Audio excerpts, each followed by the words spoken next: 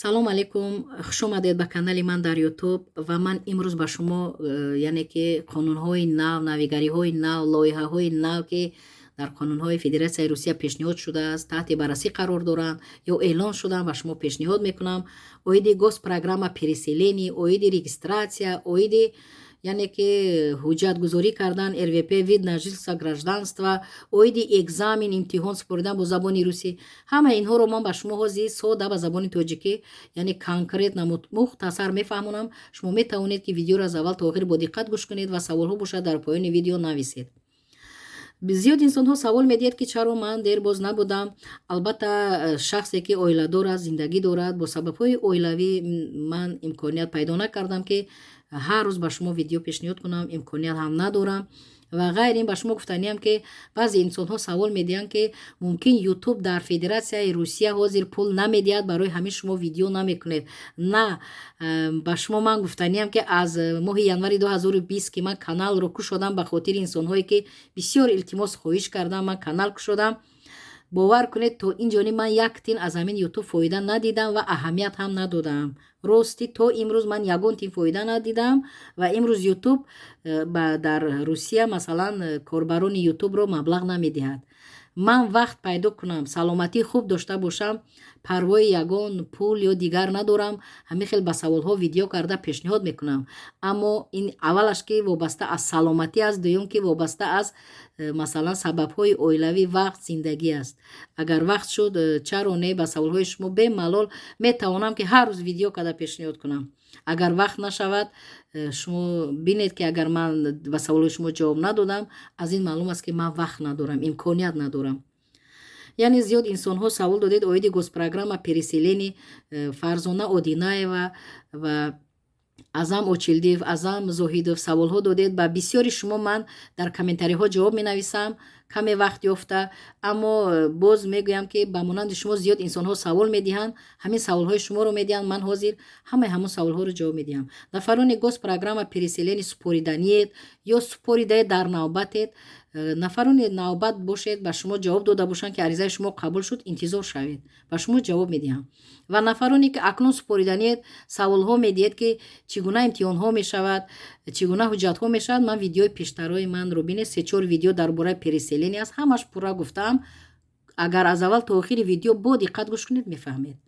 ман такроран кардан яъне ҳеҷ имконият нест ки ҳамон гапҳои пештараро боз такроран ба шумо фаҳмонам. барои ҳамин фақат навигарие ки дар госпрограмма переселени ҳамин аст, аз тарафи вазорати маорифи Федератсияи Русия ба МВД ва ба идораҳои дахолдор пешниҳод шудааст ки минбаъд нафароне ки РВП, вид на жительство, гражданство мегиранд, яъне имтиҳони забони русӣ даҳонӣ шавад, ба тариқи хатӣ аз байн бардошта мешавад. Масалан диктант буд, саволу ҷавоб ба тариқи хатӣ буд, ҳама ин бардошта мешавад, фақат даҳонӣ саволу ҷавоб мешавад. барои ҳамин ин навигарӣ аст. инро минбаъд анамин дар оянда ҳамин мешавад.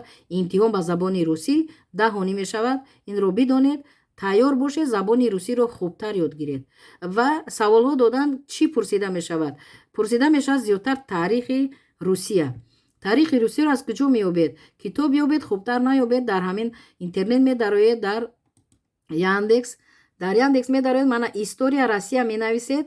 история Россия ки навистед, найтиро зер ки кардед, худаш мебарояд. мана китобҳош мебарояд. метавонед ки аз китобҳо истифода баред, агар китобҳоро зер кунед ва метавонед аз худи ҳамин интернет хонед. мана ҳамин саҳифа агар история Россия диди, Википедия ҳамин дароед, агар ана ҳамин бемалол дар интернет худаш ҳамина хонда рафтан мегиред.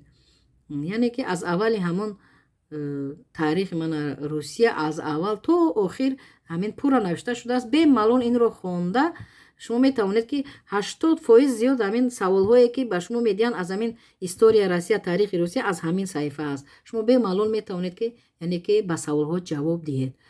ба саволи шумо ҷавоб додам.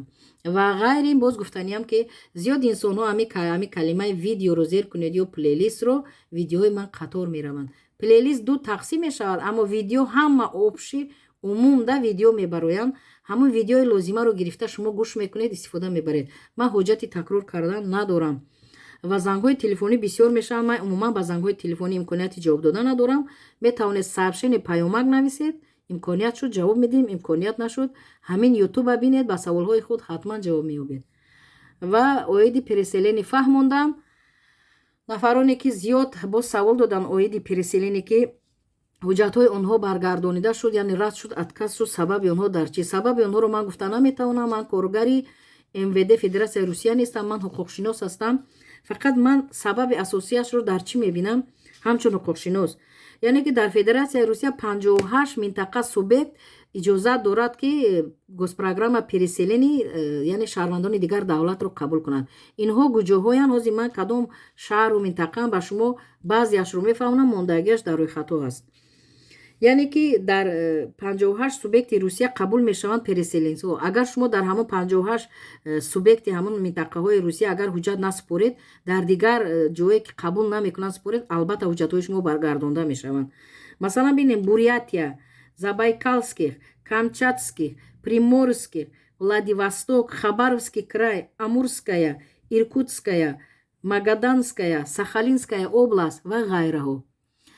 дар ҳамин минтақаҳо, дар ҳамин вилоятҳо, шаҳрҳо ҳатман яъне ки нафароне ки ҳуҷҷат супоранд ба госпрограмма переселени қабул карда мешаванд.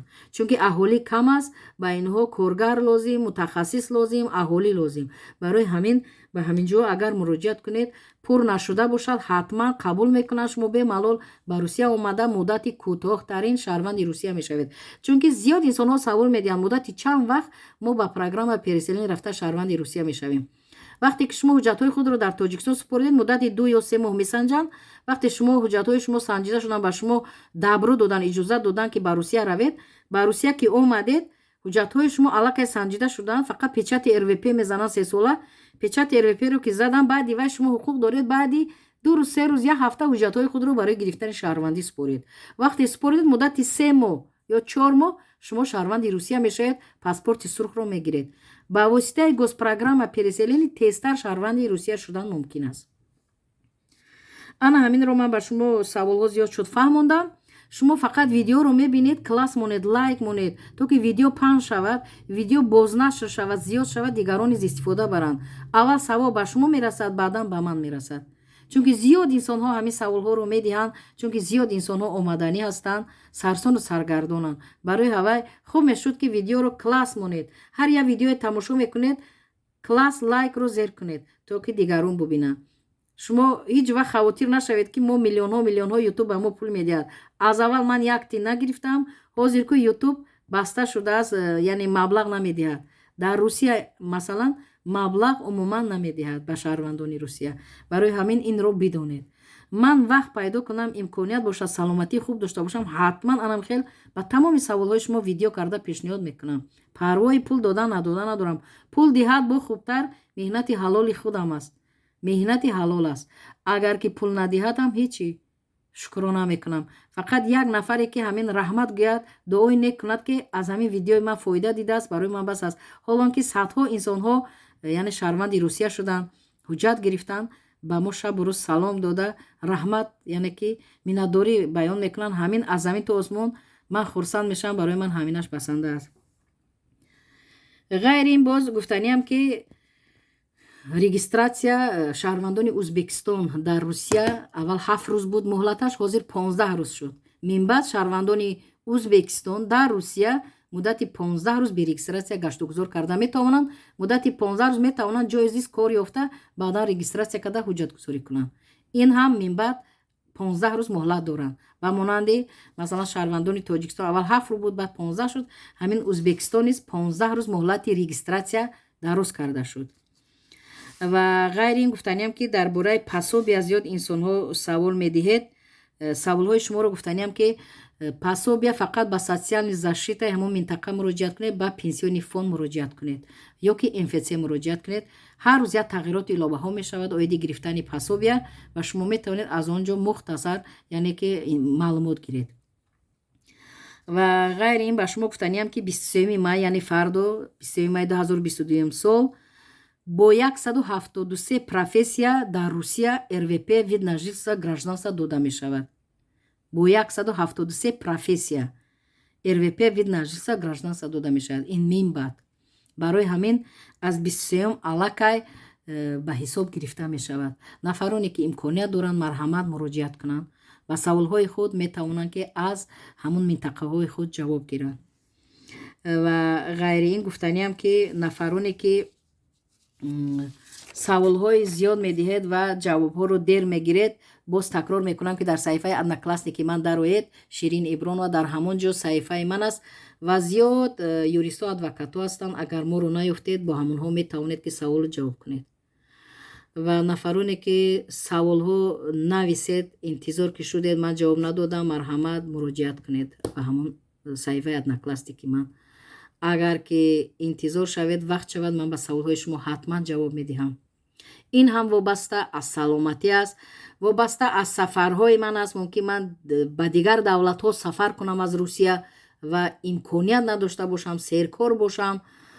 ғайри ин мумкин ки бо сабабҳои оилавӣ натавонам ки видео карда ё ба саволҳои шумо ҷавоб дода. барои ҳамин малол нашавед. ман албатта бо ягон сабаб наметавонам ки масалан видео карда ё ки ба шумо ба саволи шумо ҷавоб надода.